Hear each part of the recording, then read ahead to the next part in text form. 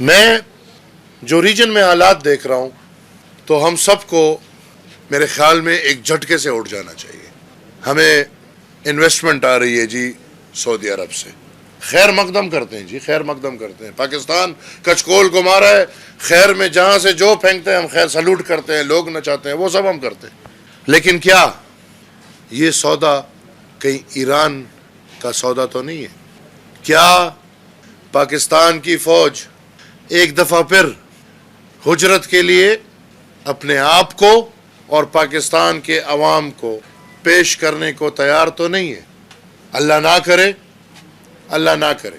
میری نظر میں جو حالات دیکھ رہا ہوں, سعودی عرب کے وفد کا آنا, ایران پہ حملہ ہونا, یہ ایک دوسرے سے الگ نہیں ہے. اور ہم کہ یہ بے وقوف, افغانستان کی حالت ابھی تک نہیں سنبھل رہی ہم سے. ہم نے یہی قدم جو ہم آج بدقسمتی سے ایک دفعہ پھر اٹھانے والے ہیں, اور اداروں کو پیسے مل رہے ہیں, تو لہٰذا اس میں کوئی دو رائے نہیں کہ اب جہاد ہے کہ کیا ہے اور کیا ہے. لیکن اب ہم ایک دفعہ پھر پیسوں کی خاطر وہی سب کچھ ریوائنڈ کر رہے ہیں.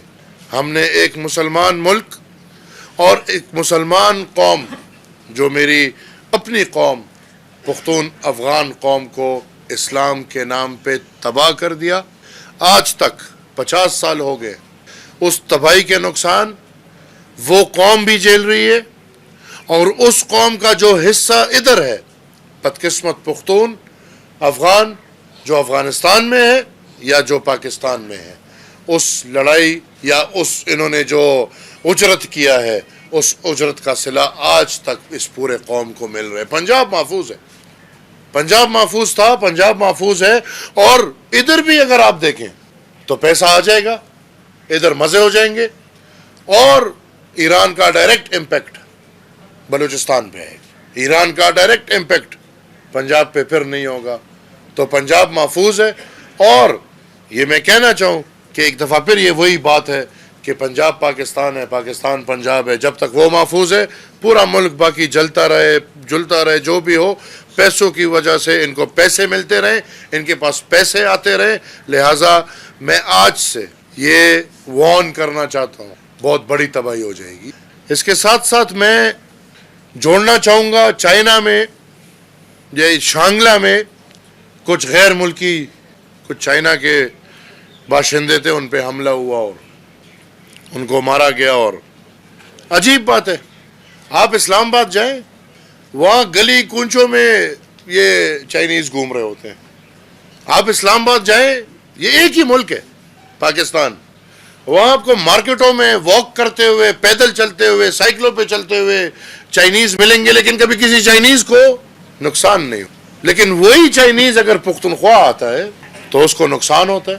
میرے سننے میں یہ آیا ہے کہ ہمارا جو 7ویں نمبر پہ ملک دنیا کا دفاعی ادارہ ہے, اس دفاعی ادارے نے سی پیک کا 10% دفاع کے لیے مانگا ہے, کہ جو سی پیک کا پیسہ ہے اس کا 10% سیدھا سیدھا آپ سیکیورٹی میٹرز کے لیے ان کو دے دے, تو پھر وہ آپ کے ایسی دفاع کریں گے جیسے وہ اپنے پنڈی اور اسلام آباد کی کر رہے ہیں. واقعہ ہوا شانگلہ میں, جو میں نے اتنی بڑی بات کی. ہمارے آئی جی صاحب ہٹاتے ہیں ڈی آئی جی ہزارہ. مجھے وہ لطیفہ یاد آیا, والد صاحب سناتے تھے کہ ایک بندہ بوتل مل رہا تھا, جن نکل آیا. جن کو بولا وہ فلانا, سامنے اس کو ایک بندہ تھا گوشت والے کسائی, وہ کسائی کہ اس کو جا کے تھوڑا مارو, وہ جا کے سبزی والے کو مار کے آ گیا, ساتھ میں سبزی والا. اس نے پھر جن کو بولا جا کے اس کو مارو, وہ پھر جا کے سبزی والے کو مار کے آ گیا. اس نے بولا کیا کرے, اس نے بولا اس کے ہاتھ میں چھری نہیں دیکھ رہے. اب ڈی آئی جی ملکنڈ اس کی بیوی کا بھائی ہے, تو چھری تو گھر بیٹھی ہوئی ہے. اب ہمارے آئی جی صاحب ماشاءاللہ, واقعہ ہوتا ہے ملکنڈ میں. ڈی آئی جی ملکنڈ چونکہ بردر ان لا ہے, تو D I G ملکنڈ is in heaven. اور ایک اور ریجن کا, آپ اور ہم کو پتہ ہے لیکن میڈیا کے تھرو, ایک اور ریجن کا ڈی آئی جی ہزارہ, اس کو سسپینڈ کی. ہم چاہتے ہیں کہ اگر یہی سزا ہونی ہے تو یہ سزا ڈی آئی جی ملکنڈ کو ملے, اور اگر سسپینشن ہی سزا ہے جو انہوں نے ڈی آئی جی ہزارہ کو دی ہے, تو ڈی آئی جی ہزارہ سے وہ سسپینشن کی سزا واپس کر کے یہ سزا ڈی آئی جی ملکنڈ کو دی جائے.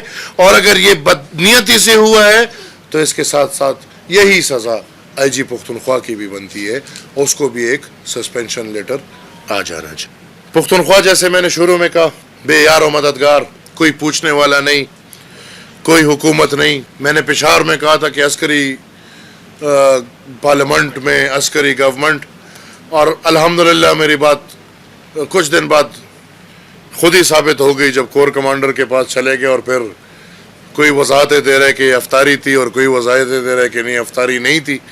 چلیں افطاری تھی یا نہیں تھی، لیکن کور کمانڈر صاحب کی حاضری تھی، یہی ہمارے لیے کافی تھا۔ اور پتہ چلتا ہے پختونخوا کو ایک دفعہ پھر تیسری دفعہ کمپرومائز کر دیا گیا ہے۔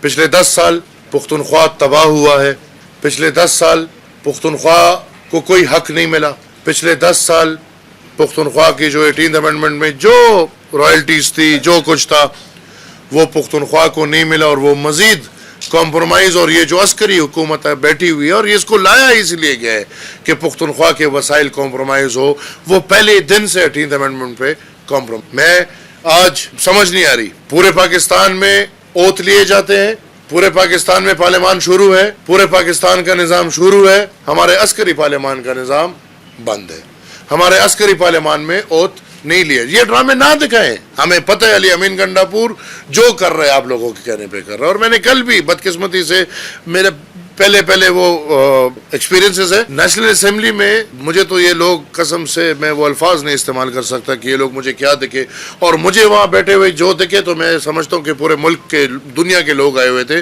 ان کو بھی یہ وہی دکھے ہوں گے۔ تو یہ ڈرامے نہ دکھائے جائے، یہ بالکل پاک جو ادارے ہیں ان اداروں کے خواہش سے پاکستان میں یہ پارلیمان جو ہے یہ فش مارکیٹوں کے منظر دکھاتے ہیں۔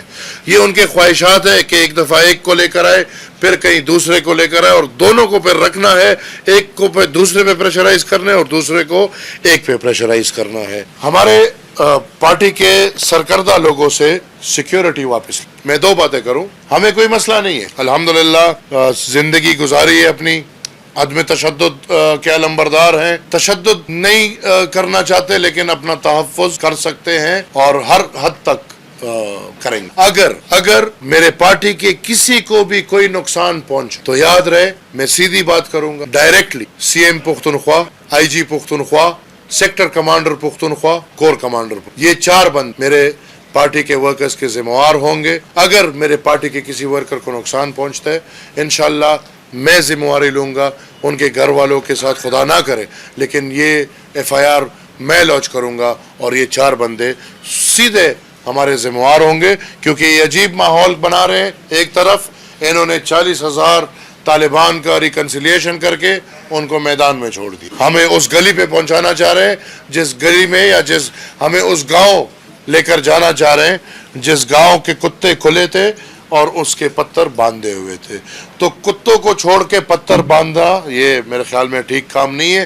ایک طرف آپ نے کتے چھوڑ دیے دہشت گرد کے نام پہ، اور دوسری طرف آپ ہمیں ان کے سامنے ایکسپوز کرنا چاہتے ہیں، تو ہم اپنی سیکیورٹی کر سکتے ہیں۔ یہ نعرہ اب ہمارا جمہوری یا سیاسی نہیں، ہماری زندگی کا نعرہ ہے۔ اب آئین کے اندر ہر ادارے کو رہ کے کام کرنا ہوگا، اب ہمیں پاکستان کو آزاد کرنا ہوگا، اب ہمیں پاکستان کے ہر ادارے کو آزاد کرنا ہوگا، اب دفاعی ادارے کو بارڈر جانا ہوگا، اب دفاعی لوگوں کو بیرک جانا ہوگا، اب سب نے وہ کام کرنا ہوگا جس کام کے لیے ہم یا بھرتی ہوئے ہیں یا ہم نے جس کے لیے اوت لیے ہے۔ اوت کیا ہے؟ عہد، کس کے ساتھ؟ اللہ کے ساتھ۔ اس عہد پہ سب کو اب کام کرنا ہوگا، اور اسی سلسلے میں انشاءاللہ اگلے جمعے کو، آنے والے جمعے کو انشاءاللہ بنیر میں عوامی نیشنل پارٹی ایک بھرپور احتجاج کرے گی دوپہر کے 2 بجے، اور آپ کو وہی سب سننے کو ملے گا۔ میں پورے قوم کو یہ دکھانا چاہ رہا تھا کہ ولی باغ کے لیے 1 سیٹ کوئی مسئلہ نہیں، یاد رکھیں۔ بات ہوتی ہے جمہوریت کی، سیاست کی، جمہوری لوگوں سے، سیاسی لوگوں سے، کلٹ سے بات نہیں ہو سکتی. کلٹ بات کرنے کو تیار نہیں ہے. وہ لوگ جو اندھے ہو، وہ لوگ جو گنگے ہو، وہ لوگ جو بہرے ہو، وہ تو پھر بھی ٹھیک ہے. لیکن جو اندھے اور گنگے ہو، اندھے اور بہرے ہو لیکن گنگے نہ ہو اور منہ پہ صرف گالی ہو، ان سے آپ کیا بات کریں گے؟ پاکستان بطور ملک ایک معاشی بہت برے وقت سے گزر رہے ہیں. لیکن آپ اس کو دیکھیں کہ وہ 15% لوگ جن کے لیے یہ پاکستان آزاد ہوا تھا، کیا ان کو بھی کوئی معاشی مشکلات ہے یا نہیں؟ مسئلہ تب ہوگا جب ان کو بھی معاشی مشکل ہوگا. ہم اور آپ اگر بھوکے بھی مریں گے ان کو بھی مسئلہ نہیں ہوگا. اسی پہ راضی ہوا ہوں کہ میں نے جانا اسی لیے ہے. ایوان بالا میں میں صرف اوت کے لیے گیا ہوں. میں آج کے دن کا انتظار کر رہا تھا. یہ جو میری باتیں آپ کے ساتھ ہے یہ صرف پریس کانفرنس کے لیے نہیں ہے. انشاءاللہ ایوان بالا کیا ہر اس پلیٹ فارم پہ میں یہ باتیں اپنے قوم، جس طرح میں نے کہا اپنی قوم پختون قوم، اور پھر پختون قوم کے ساتھ ساتھ بلوچ قوم، اور بلوچ قوم کے ساتھ ساتھ جتنے بھی مظلوم قومیت ہے ان کے لیے انشاءاللہ ہر حد تک جانے کو تیار. سوات میں اگر کوئی کسی نے میری تقریر سنی ہو تو میں نے ان کو بولا کہ ولی باغ کے لیے سیٹ لینا یا کوئی عہدہ لینا کوئی مشکل یا بڑی بات نہیں، لیکن مسئلہ عہدوں کا نہیں. یہ میں نے قوم کو دکھانا تھا، یہ میں نے ان اداروں کو دکھانا تھا کہ ہم نے 100 سال سیاست کی ہے، جمہوریت کی ہے. ان حالات میں بھی میں گیا ہوں. یہ میں نے ان کو، اپنی قوم کو، ان سب لوگوں کو جو یہ انگلی اٹھاتے ہیں کہ یہ ممبر نہیں بن سکتا، ہمارے لیے ممبری کوئی بات نہیں، لیکن جو ہماری اصل مسئلہ ہے ہم انشاءاللہ اس پہ چلتے رہیں گے. میری ممبری میں آج پہلے سیشن میں جا کے استعفیٰ لکھوں گا. ممبری میرے یقین مانے اس سینٹ میں مجھے گھٹن ہو رہی تھی. الحمدللہ میں ایک ایسے گھرانے میں پیدا ہوا ہوں کہ میں ان چیزوں کے لیے کبھی نہیں مروں گا. ٹرک کے بتی کے پیچھے نہ لگیں. ایوب خان کا پوتا آئین کی بالادستی سے کہے گا ہمیں، یا مطلب وہ فوج کے ٹٹو، یا وہ بابک صاحب کہتے تھے مورے، یہ ہمیں آئین کی بالادستی سے کہیں گے. خدا را ان کے لیے آئین اس حد تک ہے کہ ان کا یہ ناصور وزیر اعظم بن جائے. جس دن ناصور وزیر اعظم بن گیا پھر نہ آئین ہے نہ قانون ہے. ان کا آئین صرف اس وقت تک ہے، اور ان کے ساتھ ہم نہیں چل سکتے، کبھی بھی ہم نہیں چل سکتے.